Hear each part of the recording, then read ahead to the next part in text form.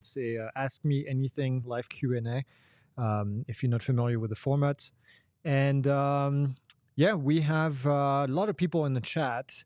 Let me see here who we have. Actually, you know what I did? I lost my feed already. Oh, no, there it is. Okay. We have Bill Walton. We have Yellow Rose Drone. We have Curtis, Carl, Helam, Bill Walton. I think I said that. Thorough Inspired here every week. Texas Arch Drone Guy here every week as well. Dylan Hack, TJ Giggle, FPV. It's awesome. Four Props. Who else do we have? Desmond Lovelace, sorry. Daryl Ladson, D2ISR, Juan Perez. It's the humidity, y'all. Here also quite often. Jared is here. Jared Yanisek, he's our mapping guy. So if you have mapping questions, leave them in here, and then I'll read his answer. What else do we have? Maddie's Drone World. Hey, Maddie, what's up? Louis Perello. I'm sure we'll have more people joining in. Tomes, Coint and Shoot and Scoots. Can't read tonight. Penadrone 413. Dan Yard is here. Paul Lipson. Retired Life. James. We have a lot of people. Jared said it's definitely the humidity. Not here, I can tell you that. We haven't had, it's been so dry. Like I've been drinking like a madman to stay hydrated all weekend. It's been crazy. I hope everybody had a good Turkey Day, a good Black Friday. Today is Cyber Monday. I'm sure you're getting some good deals online. Our courses are also on sale, including the mapping course taught by Jared. We have the waiver course, which is a brand new course we just released. If you haven't heard just yet, we did a waiver course with Jason. We basically go through every single possible waiver that you can get, and we can help you fill out the information to submit to the FAA. We go in depth talking about all the different things that you have to get ready before you even submit your waiver, your operation, your concept of operation, your documentation for your company, your safety management system. There's a ton of things. It's a lot more than just answering a couple of questions. So yeah, that's in-depth, if I may say. We have actually quite a few hundred people already enrolled in that course in the last couple of days. So take advantage of it. It's going to go back up. And I hate to say it this way, but at the end of Black Friday sale, Cyber Monday, we will bring the price back up. And so right now it's only $49. That's a good deal. Jared says, let's bring the deals. What else? What other deals are you guys finding other than our courses? Jared says you get 2 terabyte Samsung T9s. We actually get 4 terabytes. I'll double up, Jared. 4 terabyte Samsung T9s. We get a bunch of them here for the office. We use them when we take courses to different places. I think we paid, $249 for them?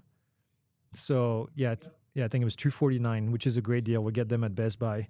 2 terabyte for $150 is also a great deal, quite frankly. Dan Yard says, we have 9 inches of snow here in Vermont last night. Yikes. It is, well, I guess it is almost December.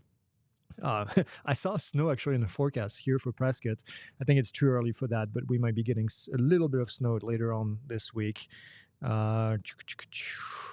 Maddie said these deals should be illegal. Yes, great prices. We have a ton of great prices right now. 5 of the courses for sale from Thorough Inspired. Wow, that's cool. Thank you for doing that. Hope we can help. Okay.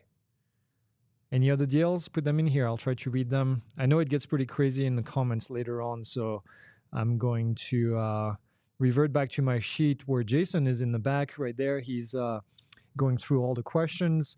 We have Ethan behind the computer here doing all the mixing. He actually got a brand new toy to do mixing, which is like it's a little panel that has buttons, and he can switch angles based on the button. It's really cool looking. Ethan has been working also on our new generation camera cart for the office here for doing green screen work. We'll have more of that in a few weeks. I think we'll be publishing the first videos that we do on our new setup. We painted our cyclo. We have a cyclorama that used to be white. Now it's all green. We've got some cool new ideas that are coming up pretty soon. So yeah. All right. Let's get started with the question. The most important one, Carl F12 says, why isn't the Q&A live stream from a drone? It's a good question. Mostly because we'd have to, I think, swap the batteries halfway through. It'd be pretty noisy in here, so that's the reason. Is there any information on when the FAA is going to accept the DJI Mini 4 Pro declaration of compliance? No, Bill, we don't have that information. We've been asking for a while. The last information that we got was that the FAA website had a glitch that would not allow them to receive applications for DOC. So who knows? As you know, the compliance has been delayed. Well, yeah, the FAA compliance has been, the FAA enforcement has been delayed. Sorry, I should say it that way, until early next year, March of next year. So yeah, that's all I'm going to say. All right, 4Props says, anyone why DJI is hesitant to sell the lightweight Japanese battery into the US? Last I talked to someone from DJI, it was what was the issue? There was a reason behind it, but it had to do with import. Crap, I don't remember the reason. There was a good reason behind it. That's why we haven't seen it in the US. But even with that lighter battery from the Mini 2, you would still need a modified prop guard for your aircraft, because the regular prop guard with the American Mini 2 and the Japanese battery is over 250 grams. The only way that it works is if you have the actual Japanese drone as well as the Japanese battery and the prop guard, and then you're right at the edge of 249. So yeah. James says, prior to the new OOP rule taking effect in April of 2021, was transitioning over people allowed without a waiver? No, it was not. I see people say that transitioning over people was allowed before the OOP. No, it was never allowed. You were never able, and you're still not allowed to fly over people unless you have a categorized drone. But yeah, no, it was never allowed to do over people prior to April 2021. When changing ND filters, is it okay to do so with the drone powered on, or can it damage the gimbal? We do it sometimes with the drone powered on. What I do is I put my hand around the gimbal and I can hold it in place. And then you can either, you can put that little thing in place. You have to be careful. But yes, it is possible. Just don't move the gimbal too much. So hold it with one hand and use the other hand to put it on. So yes, it is possible. Debonair Drone says, what happened to the turkey drone video? The turkey drone video is delayed until until December.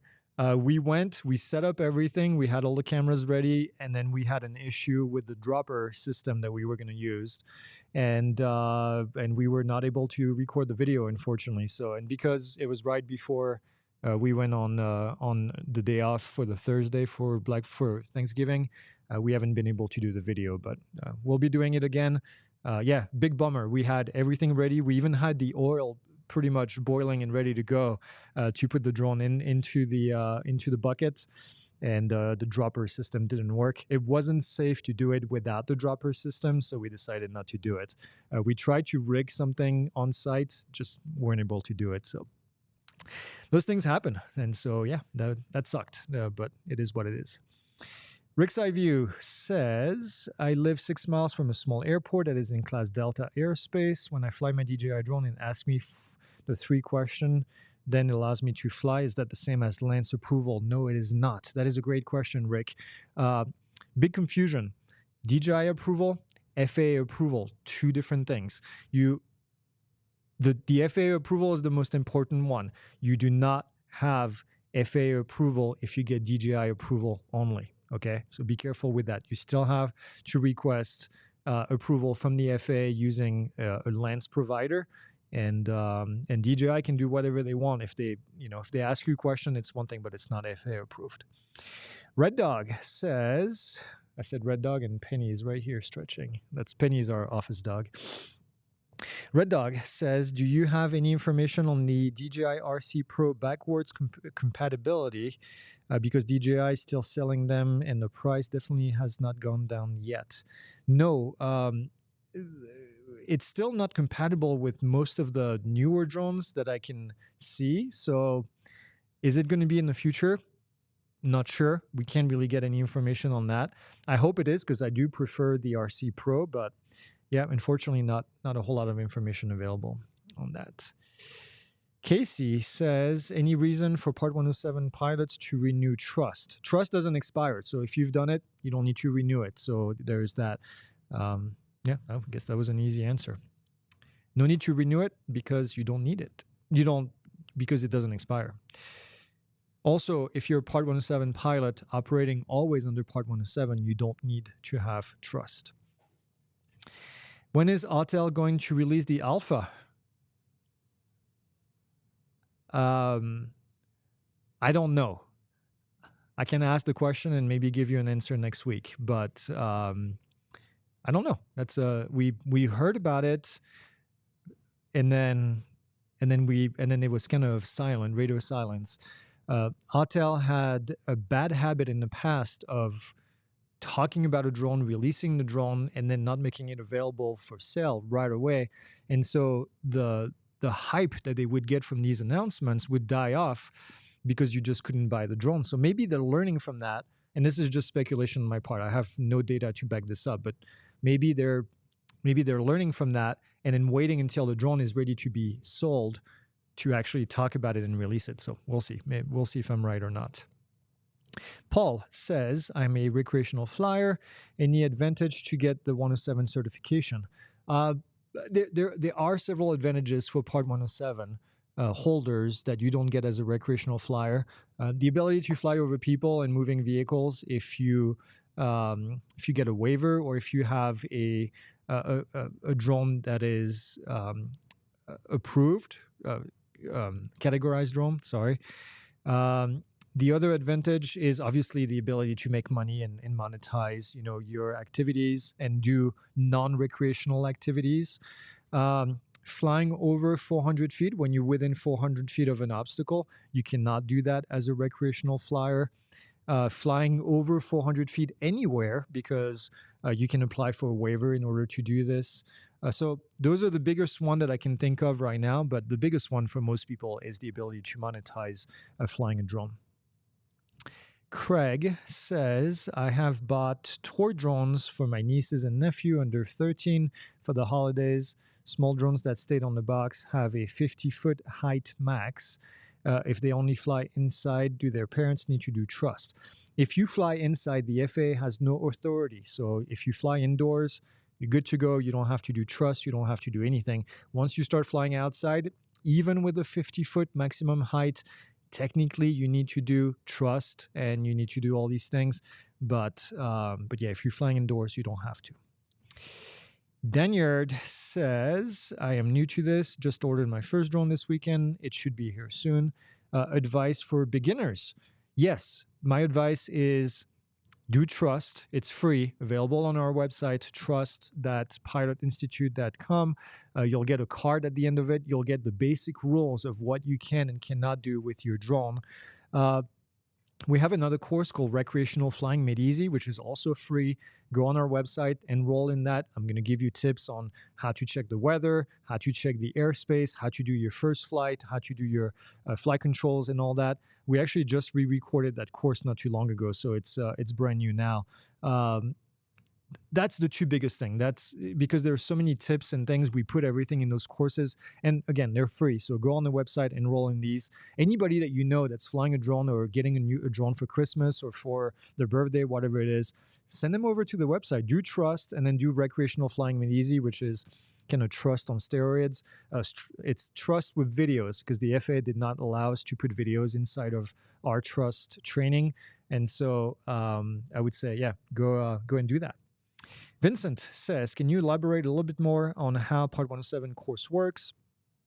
I won't have the time to take it until a future date. Also, how long will you be offering the Black Friday special? Black Friday will end in 2 days, on Tuesday. So Tuesday night is the last time that you can do the Black Friday, get the Black Friday deal. You can start the course anytime you want. You have lifetime access, so you can go at your own pace. And the way that it works, it's online. So you log into our portal, you'll see all the videos listed. You can watch them one after the other. It keeps track of all of your progress, and then you'll be able to basically pick it up wherever you left off. The courses are divided into like 5 to 10 minute videos, and so it's easy to just spend an hour if you want to, or even 15 minutes, quite frankly, watch a video and then move on to the next thing. You have quizzes available right here. You have the ability to leave comments in the comment section, so we can help you with it. It's in a few words, that's how it works. But yeah, you can enroll anytime and you can take the course anytime. So if you want to utilize the deal that we have going on right now, you can do it, save, and then start whenever you have a minute. Juan Perez says, I want to get the Mavic 3 Pro. I heard a lot of pros, but very few cons. Anything in particular to consider? I think the Mavic 3 Pro is one of these top-of-the-line machine right now as far as DJI is concerned. I would put that drone against any drone, quite frankly, out there, except maybe an Inspire 3. It's a great machine. I don't know that there's many cons. The only thing I would say is if you're not a big fan of geofencing, but I've been using DJI drones for a long time. Geofencing is sometimes a pain in the butt, but easy to get around if you do your planning correctly. So yeah, difficult to find any downside to the Pro. Some people might say that the 7X is not the best quality of video, which I have to agree with, but it also comes in very handy if you're depending on what you use it for. So when is the Phantom 4 Pro V2 going to be remote ID compliant? So two things come in play here. First off, DJI has to release the software. They said they were going to do it in December, last I heard. So we're still in November. So we still have another month, I think, before that happens or so. And then two, it's going to have to be approved by the FAA on the list, on the DOC list, the Declaration of Compliance list. And the word on the street is that there's an issue with the website right now, and the submissions cannot be submitted to the FAA to get approved. So in other words, who knows? I guess if the rumor is true that, well, and it's not necessarily a rumor, I actually get it from the FAA. If the FAA IT can fix that side, then maybe we'll see more approvals coming through. Rick's View says, as a follow-up on Lance, is a loft a good method to get approval? Yes, 100%. A loft is our preferred method of compliance, and I would definitely recommend it. Jeff's Place says, do you need a 107 to post videos to YouTube? Yes and no. It depends. It depends if your channel is monetized. If it is, then yes. If your channel is not monetized, then as long as the video was recorded with the intent, as long as the video was recorded during a flight for which the intent was recreational purposes, I know I sound like a lawyer, but then it's okay. So if you go out for a flight and it's a flight for recreational purposes, you record footage of your kids playing in the park, whatever it is, you put that on YouTube. It doesn't need Part 107. If you record footage for your friend's company with the intent to put it on YouTube as a promo for their company, then it's no longer recreational, then it's a Part 107 activity. So it all depends on the intent of the flight at the time of the flight. Do you think there is any hope for the ProRes active tracking on the Mavic 3 Pro? Ooh. Yeah, because ProRes is not available on some of the automated mode from DJI. I don't know. I don't know if they will ever turn that on. I don't know why they wouldn't, quite frankly. Yeah, it seems like a bit of an oversight. But yeah, I know what you're saying. The ProRes is not available on the Mavic 3 Pro for active tracking. That might be a question you want to ask DJI and send them an email and see what they say. But yeah, I don't know if it's a computing power limitation on board the aircraft. I'm not sure, actually. I know I don't know. Interesting. Jimothy is here every week, it feels like. I love that name. Jimothy is funny. It's like Jim, making fun of somebody named Jim, calling them Jimothy. if you're the RPIC in a mission and you're letting someone else manipulate the control of the SUAV under your direct supervision, can you also be the VO, or does that have to be another person's job? Ooh, that is a good question, Jimothy. Let me think about this for a second. There is no provision in Part 107 that I know of that prevents you from being both a VO and the PIC. I mean, technically, you wouldn't be VO, you would just be PIC, which is the same thing. In order to be the PIC, you have to be able to see the aircraft at all times. So you would be acting as a PIC, which is really the same duties as the visual observer. So I wouldn't call myself a VO. I would just call myself the RPIC, which is the same duties as the VO. I hope that makes sense. But yeah. Jeffrey says, would you suggest any nest or dock system for the 4MAX series of drones? The docking systems are really cool, but keep in mind that if you're going to be using them as they are intended, which is for autonomous flying, right? That's what the docking system is. Repetitive activity from the docking system. The drone goes up, does an inspection, comes back, sends the data, and then somebody analyzes the data or software analyzes the data. In order to do this, because it's an autonomous mission, then you're going to need to have some kind of waiver from the FAA because you're operating without a remote pilot in command, so it's fully autonomous. So, if that's what you want to do, we need to talk because there's a lot of different things that you're going to have to do in this case. Debonair Drones says, when is the FAA going to fix the TFR over stadium? It seems very confusing. Yes. So I talked about it last week in the live. I talked about it on Friday. If you watch the Friday news update, I talked about it, get on my soapbox, talking about the issues that we have right now with the TFR over stadiums. We are, Vic, which I haven't seen in the comments, but he might be here. I haven't looked at all the comments yet. Vic and I and a few other people are in the committee right now where we are writing recommendations to the FAA on that very specific topic because we want them to understand the issues that are going on. And quite frankly, they know the issues that are going on with the TFR over stadiums. And the reason I know this is because I went, where was it? At Commercial UAV Expo this year. I went to the FAA booth and then we got into a conversation with FAA employees about the TFR over stadiums. And they had a lot of great questions. Quite frankly, the folks that we talked to at the FAA, they had a lot of great questions about what do we see as being an issue with this, because they're hearing it as well on their side, I think, that this is not working correctly. So Vic and I and a few other people were putting recommendations to the FAA regarding this very problem. When is it going to be fixed? I don't know.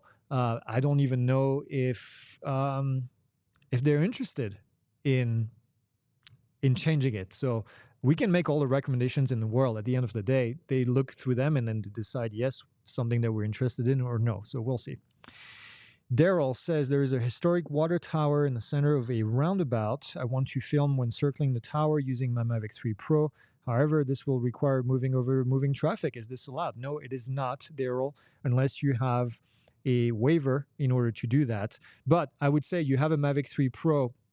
You can do it from a distance. Use the 3X, do it from further away, and then you're not going to have to, more than likely, not going to have to fly over traffic in moving vehicles, or you do it when it's a little quieter and you have the ability to go between traffic. You can still fly over the road if there's no moving vehicles and people in moving vehicles. Ooh, the questions are coming in fast now. Panda says, I have the DJI FPV and it's hard for me to jump to manual mode. Any recommendations? Yes, I would say do what I did. Fly up to like 300 feet and then put it in manual mode and then play with it. And if anything happens, push the oh shit button on the side, which is the pause button, and then recover. and then do it again. Go to 300 feet. Don't start very low. Just start higher up, and then see how it works. It's pretty difficult at first, especially if you've been flying in non-manual mode for a while. If you've been flying in GPS drones for a while, it's a different way. So, but yeah, fly up to a higher altitude. 200 feet is fine too. And if anything happens, push the pause button. The drone will recover. That's the beauty of the DJI FPV, is it allows you to do that. Super 8mm says, where is the best place on a Mini 3 or Mavic 3 to locate your stickers? And how many stickers per drone? If you have 2 drones registered as recreational, and do both drones use the same number? Good question. Okay. So let's take all the questions one at a time. Where to locate the sticker? On the Mini 3, personally, I think on the arm is the best.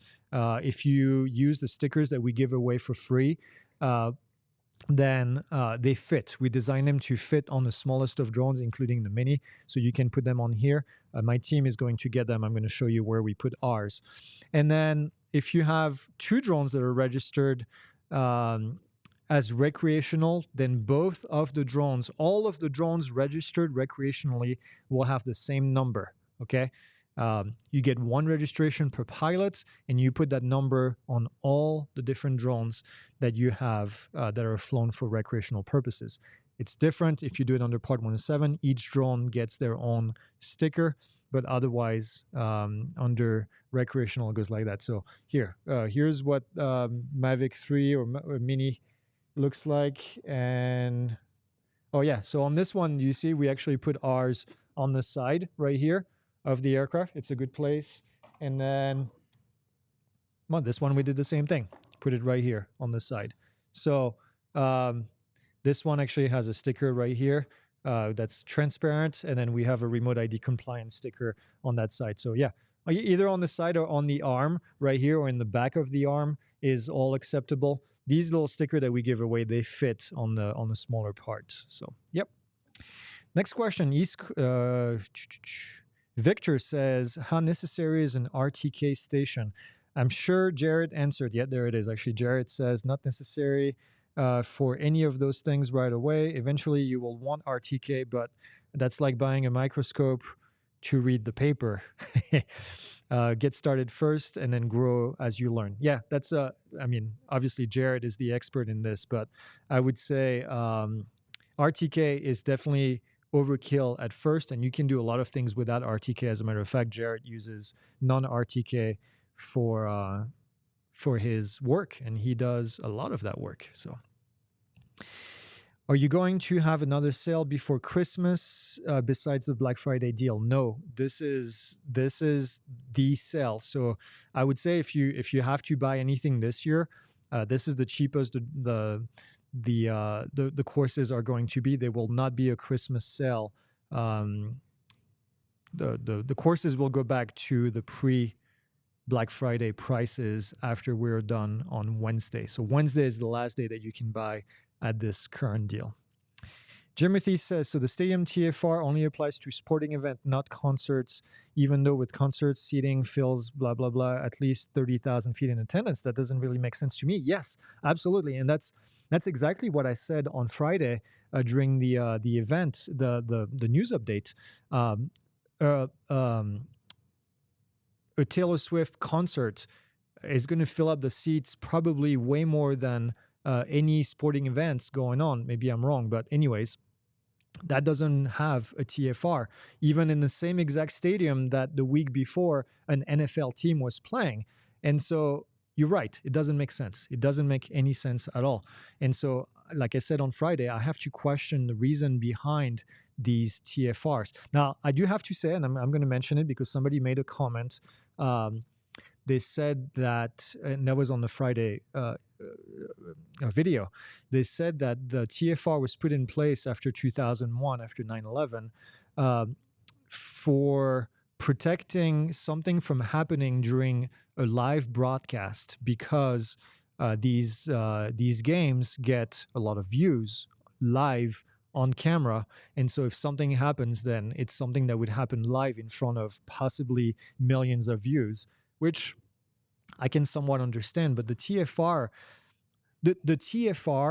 has proven to be ineffective, because how many people have we seen now flying their drones inside a TFR and being able to hover over a baseball game? We've seen that happen many times already. We've seen it happen again last week with the one over the NFL game, and so you have to question, is that TFR really necessary? We're not allowed to fly over people as it is, and definitely not over large groups of people. And so the TFR in itself is not really adding any safety. The person was obviously able to fly. They were apprehended afterwards, but would they be apprehended anyway if there wasn't a TFR? I would say yes. So as far as limitations, if somebody wants to do something bad, the TFR is not going to stop them from doing that. Okay. Yeah. Okay. Get off my soapbox again. Jeffrey Miller says, I'm a surgeon at the Chattanooga Police Department US program and would like to talk further with you about this. I have my BVLOS waiver, a COA, and all waivers for remote operation. Awesome. Jeffrey, send us an email, contact at pilot, or actually send it to me directly, greg@pilotinstitute.com. And then ask your question. We'll take care of you. We'll help you. Waypoint New England says, do you know any cheaper remote ID modules coming out, or do we have all of our options already?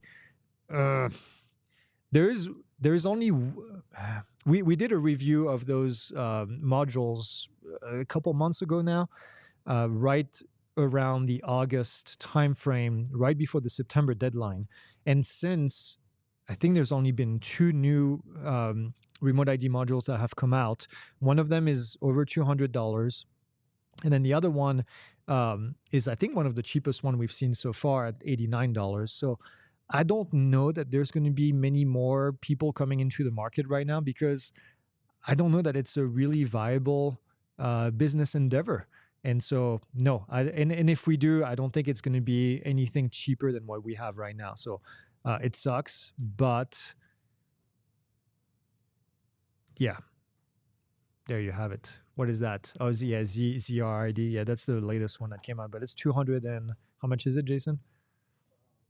Yeah, $250. So, yeah, no real. This is the latest one, ZRID, that came out. That's $200 and some dollars.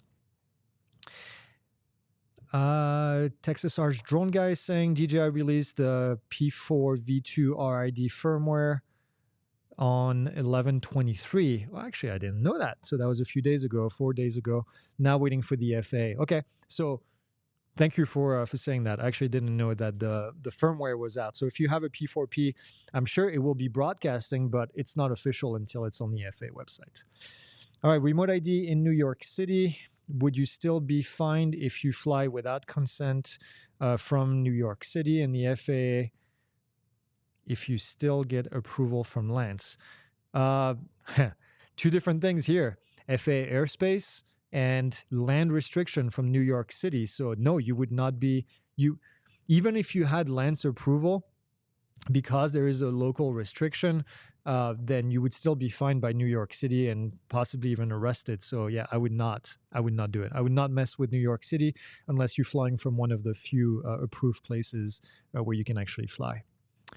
Nate says, if you're flying near a highway, how close to the highway do you have to be considered flying over traffic? Over is over, meaning over means any part of the drone over any part of a human being, okay? So there's no real distance. Keep in mind, though, that if the drone is moving forward and you lose a motor, a battery, or whatever it is, it's going to have forward momentum. And so you need to be far enough that if you were to lose a motor, it doesn't come crashing down on someone or on a moving vehicle or somebody's property, for that matter. Next question. Central Valley says, does the TFR for stadium only apply for major league games, or does it apply for all organized sports? It applies, what did I say in news updates? Major League Football? Is that what I said? You guys made fun of me because I don't watch Is that, yeah, that's what I said. Ben is the one that edits all the news update video. And he made fun of me for saying Major League games, which I have to blame on Jason because that's what he put in the script. But I think Jason follows as much of these sports as I do, which is none. So anyway, sorry, to answer the question, NFL, MLB, and NASCAR. No, NBA is indoors, so no, it's not in the list. And then there's some Indy cars as well. I think there's only 3 or 4. So the answer is yes, only major league stuff and NASCAR and Indy. You can see the. I think Jason might be able to put a link in the comments to the actual NOTAM that highlights what these specific events are. But those are the ones that I remember from the top of my head. Texas RC Noob says a security expert said that he has a custom drone that is tethered 100% of the time. Therefore, he does not need Part 107. Is that true? It is not true. That is a misconception that the folks that sell tethered drones are trying to propagate, and they have been told by the FAA multiple times that it is not true. I had a discussion specifically with the FAA folks, to which they, when I asked that specific question, they rolled their eyes and said, nope, that is not true. So a tethered drone still needs to have Part 107. Where are you from? Sounds like a French-Canadian accent. Close. Alabama. I mean, close. France. I did grow up in France 20-some years ago. So accent that I will never lose, even if I wanted to, even after all I tried. All right. Stephen Peck says, I was flying recreationally at about 250 feet over tall trees, I heard, but could not see another aircraft. I never saw the other aircraft. How do you avoid other low-flying aircraft? That's difficult, especially when you have trees nearby. I mean, situational awareness is one of these things that's just difficult to get. Having a visual observer positioned so that they can see the areas that you cannot see, keeping your eyes and your ears out. If you hear a helicopter coming in the area and you can't see it, it's always a good idea to descend. Now, helicopters don't fly 20 feet above the trees. You can get 20 feet above a tree and you'll be in a safe position. If they hit you and they're 20 feet above the trees, they have other issues.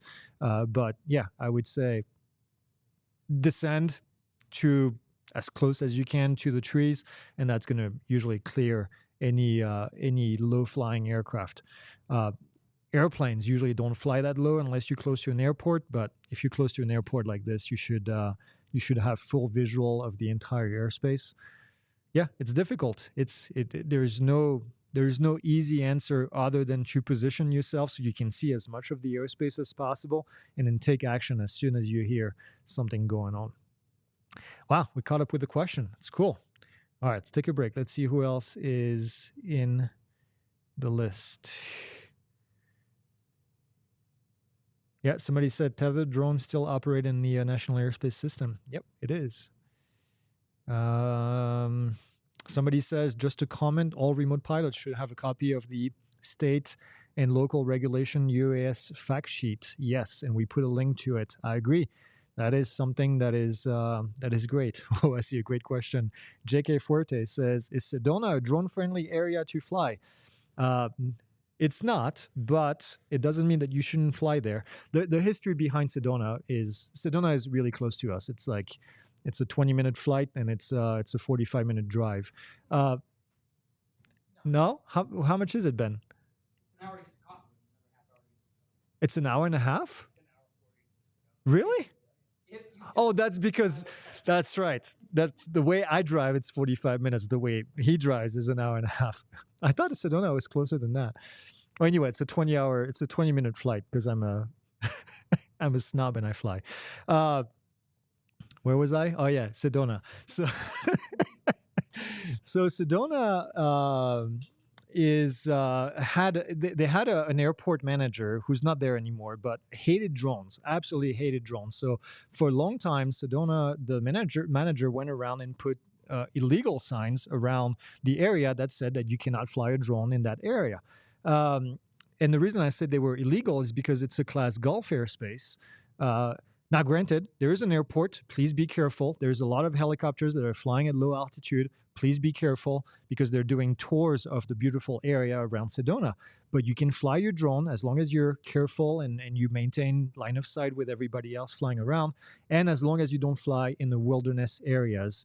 Um, some people say you cannot take off and land from wilderness areas, myself included. I agree.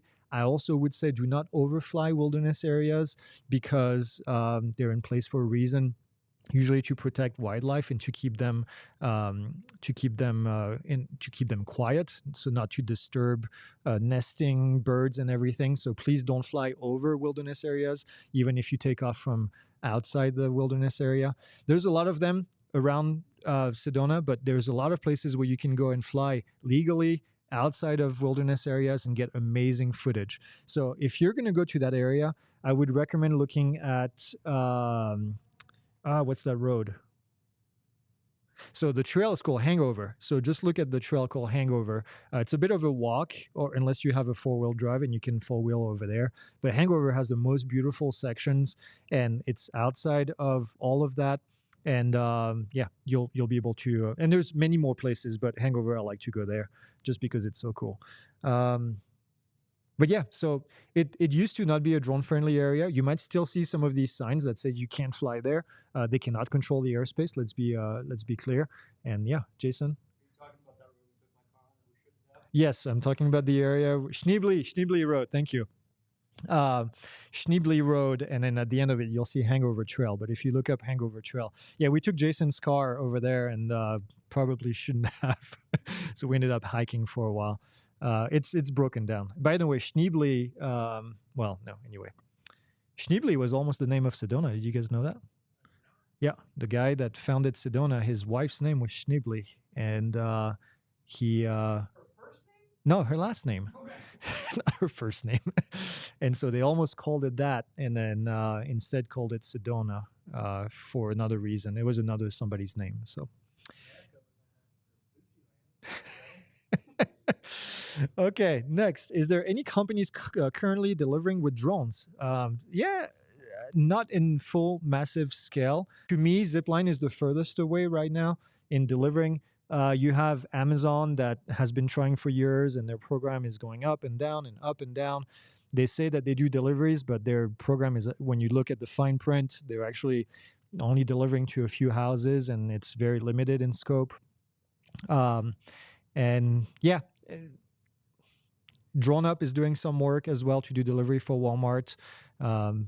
Probably also the second most advanced, I would say. But yeah, that's. But no, there's no mass scale at the moment for drone delivery.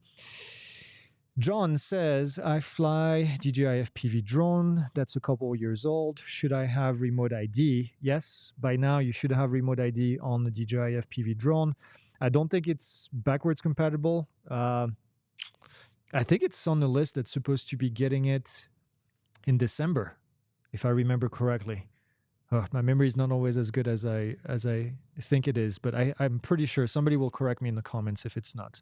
But yeah. How would you fly a drone after having shoulder surgery? Having a cast or something to hold your hands? I mean, shoulder, you can still have your arm slinged, I guess, to hold it in place, right? And then put it on your lap with a lanyard, definitely with a lanyard for sure. Have a lanyard around and then kind of, to keep.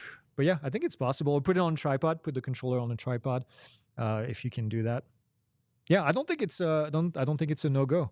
Or just go forward and back and left and right. No yawing and no climbing and descending. Why are you laughing? All right. Would flying from a parked vehicle for better visibility, such as a bucket truck or scissor lift, count as man-made structure and or a vehicle? Oh, good question. Okay, so if it's a parked vehicle, it's you can be in a parked vehicle and fly. There's no restriction. It's when the vehicle is moving that it becomes an issue. So it would be a man-made well, it's not a structure in the sense that you think it is. Well, let me think about that for a second. No, it would be actually. I mean, you wouldn't be able to go very high anyway, so it wouldn't really matter. But there's nothing wrong with doing that. As a matter of fact, you'd get better visibility. Um, yeah, I don't see an issue with flying from a parked vehicle or a bucket truck or a scissor lift. What are your thoughts on use? Oh God. What are your thoughts on YouTuber Casey Neistat being able to fly his drone in New York City, and how does he do that? Casey Neistat got in trouble for doing that in the past. Got heavily fined by the FAA. If he's still doing it, I'm sorry to say this, but he's an idiot. He's definitely not. Well, anyway, I'm going to stop there. Don't do what you see other YouTubers do online and accept and assume that what they're doing is legal. That's all I'm going to say. But you can look up. He got in trouble for doing that in the past. And I don't know actually if he was fined, but I know he came to an agreement with the FAA that he wasn't going to do it again. So if he's doing it again, then whatever. If I get lens approval for downtown Boston and it's 100 feet, is it 100 feet above the Prudential Center or 100 foot from the ground? Always from the ground if you are in lens-approved airspace. Lens approval is relative to the ground. It does not add to the top of any buildings, okay? So, yep, that's all I'm going to say. Any lens approval, 100 feet, 200 feet, 300, 400 feet that you get, it is not getting added to any other building. And I know a lot of people are confused about that for a good reason, because it's not in the actual regulation. It's actually in the approval you get from Lens. If you read the fine print of your Lens approval, it says that that approval is absolute. That 100 foot is absolute altitude from the ground, cannot be added to any obstacles. If I'm required by the FAA to have a VO for launch, is the VO also... Okay, hold on. Let me reread this with proper... Okay, if I'm required by the FAA to have a VO for launch, can the VO also be a photographer, videographer for the event as well? Can you get in trouble for this? If the VO is a VO, quite frankly, that should be their only duty. Their job is to keep an eye on traffic, to keep an eye on other people on the ground, to be your eyes in the sky. So if the FAA requires a VO, that should be the only thing that they do. Being a photographer, videographer should not be an additional duty. Watson Lake is primary location to fly in Prescott. Yes, it is. Our favorite place to fly. Beautiful lake, beautiful red rocks, and 400-foot lens-approved airspace. So we love being out there, although it's getting to be winter now, so we're not going to be flying out there as much unless it's a nice warm day. Oh no, we have jackets now. We have Pilot Institute branded jackets. So and no, don't ask, they're not for sale yet. They're just for our staff, but they're beautiful. Maybe we'll do a fashion show, one of these. Actually, this is a new one too. This is kind of new gear that we're trying for our employees. This is supposed to be a sun shirt, and it's very comfortable. So I'm deciding to wear it in the office because it's not freezing anymore. We actually have actual good temperatures now in the office. It's not 62 degrees anymore. So we can wear light stuff. Okay. Bah, did we get to the end of the questions? We have 10 minutes left. Come on, folks. I don't think we ever get to the end of the questions usually.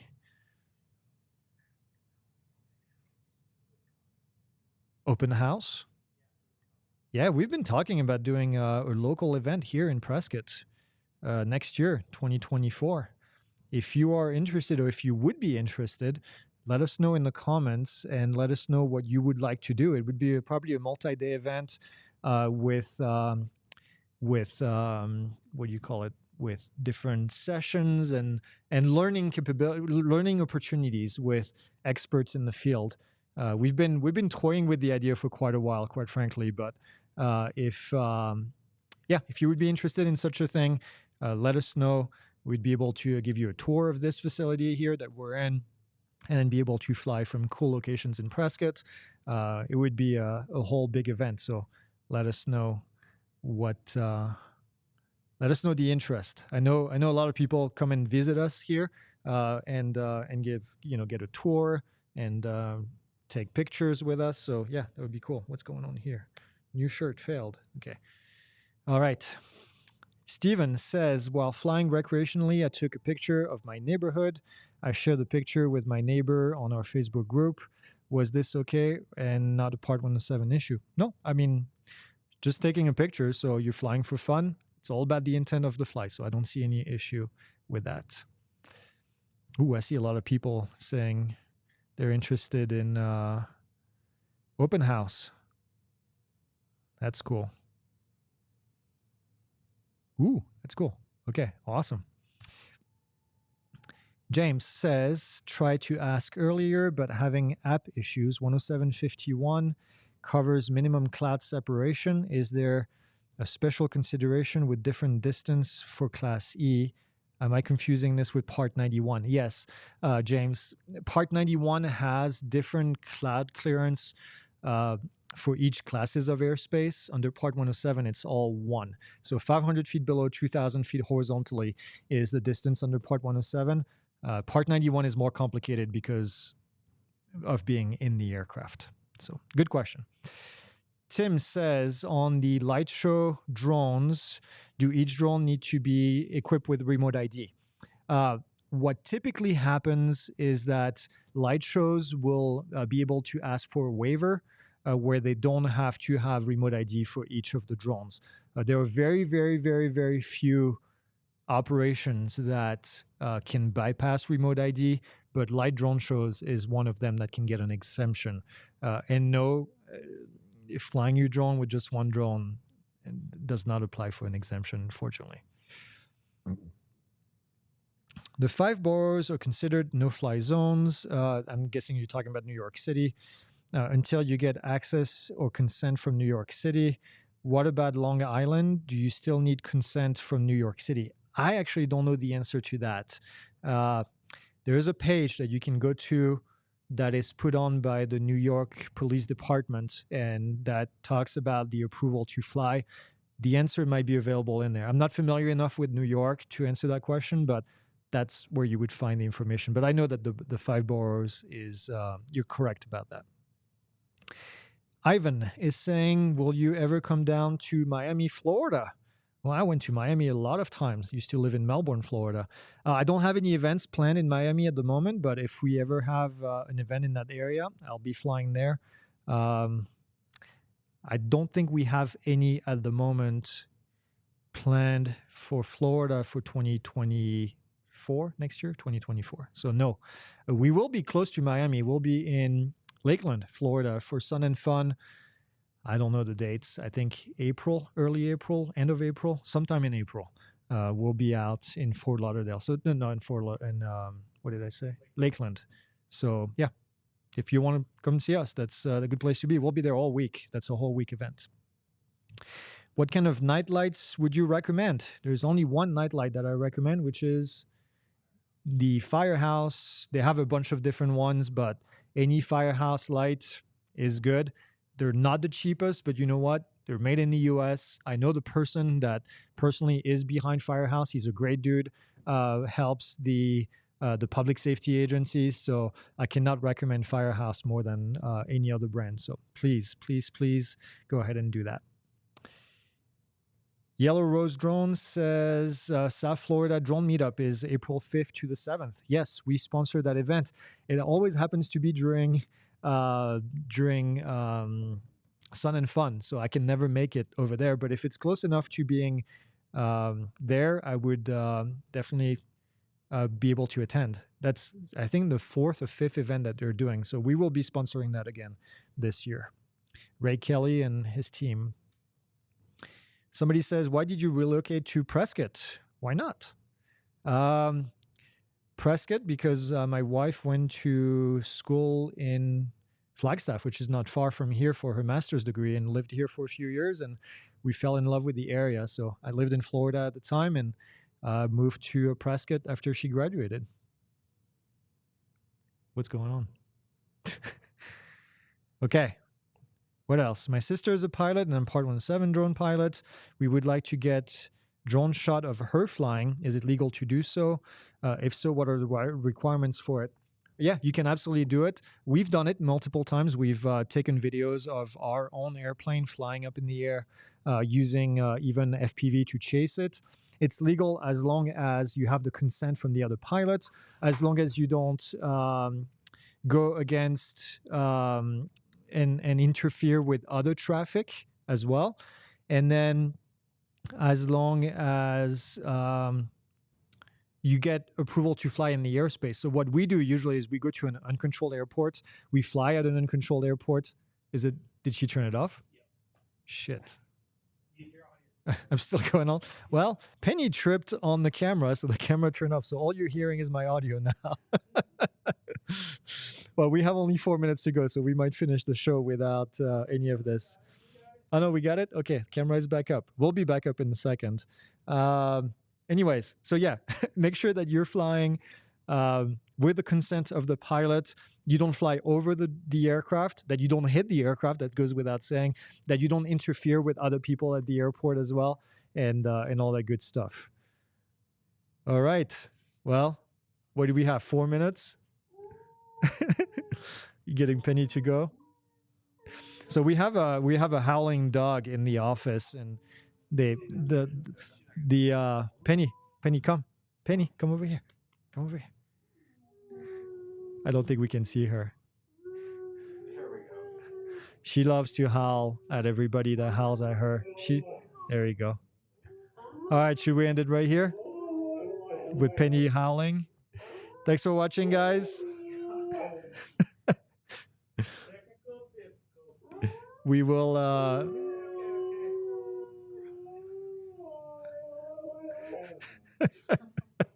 right, enough. Penny, come over here. Thanks for watching, guys and girls. We will make sure you go and get your Cyber Monday deal, and it's expiring on Wednesday. So Wednesday is going to be the last day you can get the deal. And yeah, Penny is right here. It looks like we have camera back up. Yay.